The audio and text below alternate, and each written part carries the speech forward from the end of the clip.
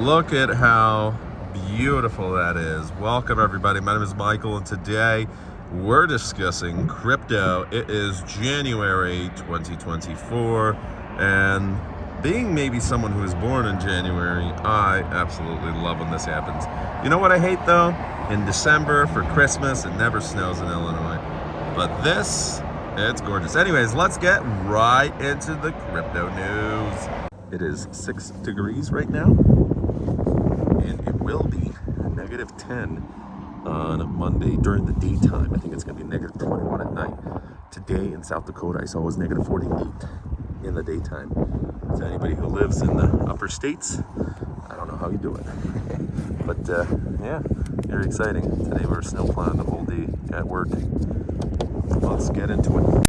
We're talking about the Bitcoin ETF. It finally got approved. So many years in the making, and we are here. On top of that, how many days are there left up until the Bitcoin halvening?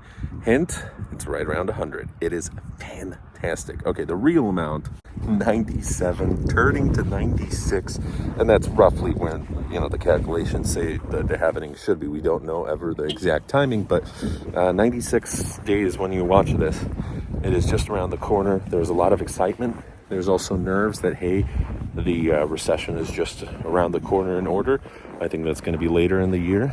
But, when they say there's blood in the streets, as a commenter posted, and I've heard this so many times before, that's usually when you're able to make the most amount of money.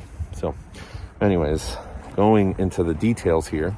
So the SEC approved all 11 Bitcoin spot ETFs, which suddenly Bitcoin went from 40 grand to 48.2, 48.3. On certain exchanges, it was testing $49,000. And then it retraced its steps. Now it's at 42.3 thousand. Although some exchanges, it's still at 43. So the good thing is, first off, the SEC finally, after many years, I remember back in 2017, 2018, there was a lot of talk of ETFs. It didn't happen. There was a huge movement for it. And finally, 2024 beginning, we are here. 6 years later, it has happened. Bitcoin ETF has been approved, and there's a lot of drama regarding it. Vanguard is saying, don't invest in it. Vanguard is one of the largest, they have mutual funds or retirement accounts and all that. And they're a decent company. They have good investments, but it is kind of silly. One of the Bitcoin ETFs is valued at a greater price than Bitcoin itself, which, to be honest, is a little surprising, but in some realms it was to be expected. And right now there's a lot of hype regarding Bitcoin. Ooh, yeah, Bitcoin halving around the corner. So the big news is the Bitcoin halving, where, depending on where you look, some sites say 93 days, some sites say 96 days, some sites say 97, one said 116. What we do know is it's happening in late April. Right now, we also know that the block size will be reduced from 6.25. It'll be cut in half, so 3.125 Bitcoin per block, which means you're getting less Bitcoins per block. The difficulty's raising. So whoever the lucky mining group is that gets that block, hey, the chances are that Bitcoin's value will go up because it's becoming rarer and there's a finite amount of Bitcoin that will ever be mined. And we are approaching with each day, just as we're closer with birthdays and a New Year Eve celebration brings us a little bit closer to our deaths. So does the Bitcoin halving bring us a little bit closer to the grand finale, the day that we will run out of Bitcoin to mine. Everything will have been mined, and not only that, but the amount of Bitcoin will keep getting reduced because there's going to be just situations where it's lost into the ether. Maybe someone forgot their password. Maybe someone is deceased and never shared their password.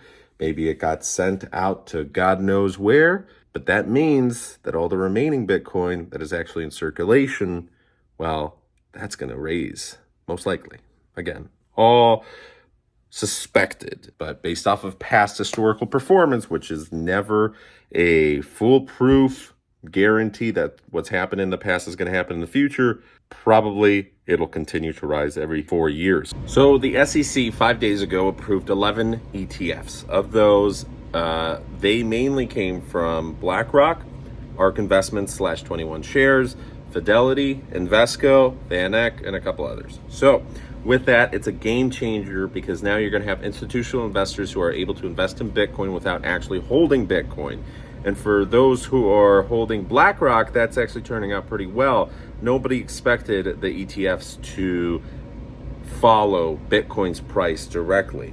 But in the case of BlackRock's spot ETF, it's actually doing better. It's outperforming Bitcoin. So crypto has fallen from almost hitting 49,000 to a 10.2% decrease. And the ETFs, after they went live, well, there was only an 8.9% loss. So that's more than a full percent difference between Bitcoin and the BlackRock ETF. Not a huge difference, but you're probably wondering, well, it just went live and you lost money. Well, that's great. What's going on here? It's just like your 401k account. You log in and you see, oh no, you lost 0.36%. What to do? Well, you don't care because you're going to take this out in 30, 40, 50 years, right?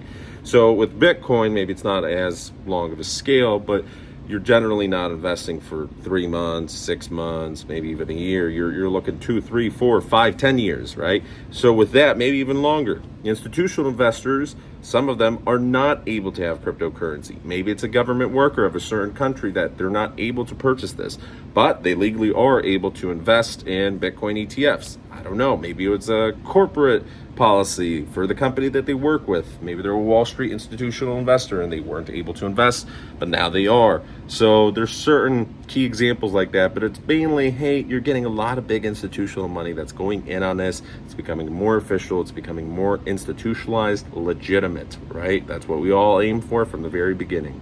Analysts have reported that anywhere from $50 to $100 billion can be drawn in through these ETFs this year. Other analysts who are a little bit more conservative said that number is closer to $55 billion over the next 5 years. Regardless, we're talking about $10 billion or more that is coming in through Bitcoin ETFs each year from other avenues where previously they weren't coming in before.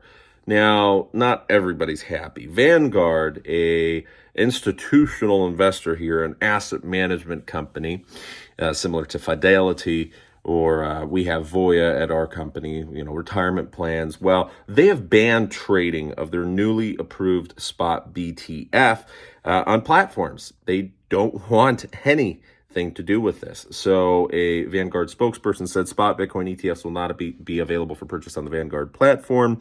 Vanguard views as the building blocks of a well-balanced long-term investment portfolio, and that these ETFs do not align with their investment strategy. This has enraged certain investors out there who said, bye-bye Vanguard, we're switching to Fidelity, which does allow, obviously, they have their Bitcoin spot ETF, and this is huge. And some of those employees are, for example, a senior engineering manager at Coinbase, Mr. Yuga Kohler, has announced that he's trading out of his Roth 401k savings, Vanguard to Fidelity, mainly because it's a terrible business decision, and he understands the full potential of Bitcoin trading. Obviously, he works for a major crypto company.